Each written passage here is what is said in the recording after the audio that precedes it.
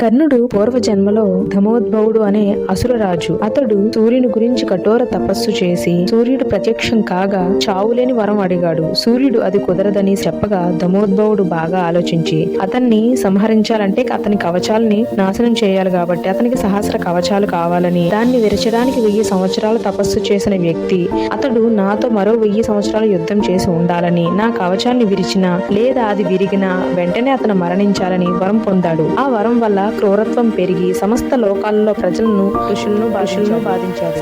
శ్రీ మహావిష్ణువు భూలోకంలో నరనారాయణులు అనే సోదరులుగా జన్మించి 1000 సంవత్సరాలు తపస్సు చేశారు. సహస్ర కవచుడితో యుద్ధం మాత్రం ఒక సోదరుడు యుద్ధం చేయగా మరో సోదరుడు తపస్సులో ఉండేవాడు. కవచం విరిగిన వాడు చనిపో తపోబలంతో బ్రతికించి యుద్ధం చేసేవారు. 999 కవచాలను తొలగించారు. దానితో మరోమారు యుద్ధం చేస్తే తనకు రావు తప్పదని సూర్యుణ్ణి శరణు వేడి ఆశ్రయించాడు. అతని మరో జన్మలో రాజ కవచ కుండలాలతో జన్మించిన